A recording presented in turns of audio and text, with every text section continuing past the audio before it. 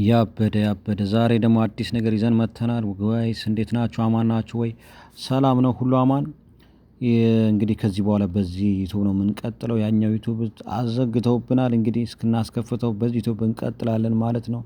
እኛ ሀቅና እውነትን ከመናገር ወደ ኋላ አንልም ማለት ነው። ለማንኛውም ዛሬ ደግሞ አብርሽ ደንዝዞና ፈዞ ቀለበቱን አምጪ ብሏታል። እኔ ዛሬ እውነት አብርሽ በጤናው አልመሰለኝም። በእውነት እነዛ የተረገሙ ልጆች የሆነ ነገር አድርገውት ነው። እንዳያችሁት ደግሞ የሚገርማችሁ ነገር ቀለበቱን እንኳን ብሏት ከዛ በኋላ ምንም አልተናገረም ምንም። ስለዚህ ይሄ ልጅ የሆነ ሀፍዝዝ አደንዝዝ የሚባል ነገር ሆኖበት ሊሆን ይችላል ብዬ አስባለሁ።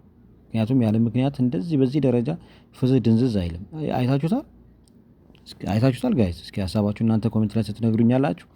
ግን አይታችሁት ከሆነ ይኸውላችሁ ቀለበቱን ስጪኝ በቃ ምንም አልፈልግም፣ በህይወቴ ጣልቃ አትግቢ ምናምን የሆነ የተሞላ ነገር አለ አይደለ? የተሞላ ነው የሚመስለው። በቃ ይሄን በል የተባለ ነው የሚመስለው እና በራስ መተማመን አይታይበትም። የሆነ ፍራቻ ይታይበታል። መረጋጋት አይታይበትም። በቃ ከራሱ ጋር አይደለም ነው ያስታውቃል። ምክንያቱም ከዛ በኋላ ምንም የተናገረው ነገር የለም እንዳያችሁት። ሲናገርም ቀጥታ ቀለበቱን ስጪኝ፣ በህይወታችን አትግቢ እንደዚህ በቃ ያሬ እሱ ሩታ የምትለው ነው እሱም የተናገረውና ተመክሮ እንደሆነ የሆነ ነገር ተሞልቶ እንደሆነ በርግጥ በቀልቡ ቢሆን ምናልባት እነዚህ ምክሮች ላይቀበላቸው ይችላል። ግን ከቀልቡ አይደለም የሆነ ነገር ያደርጉታል። እርግጠኛ ነኝ ያድርገውት በኋላ ላይ እንደዚህ በል ብለውት ይመስለኛል። እኔ እንደዛ ነው ያሰብኩት። እና እናንተ ምን ታስባላችሁ? እስኪ ኮመንት ላይ ሀሳባችሁን ስጡኝ።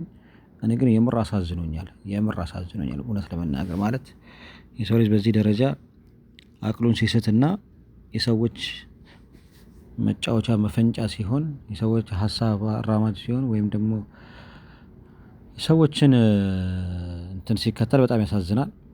እንግዲህ ጤናውን ይመልስለት ነው የምንለው።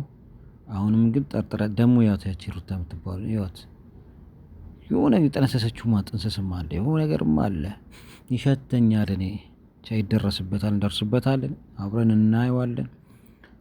አላምናትም እሷ ልጅ የሆነ ነገር የማይጠነሰሰችው ነገር አለ። አይታችሁታል? አብርሃምን አይደል ድንዝዝ ፍዝዝ እንዳለ። እስኪ እናያለን እስኪ መጨረሻው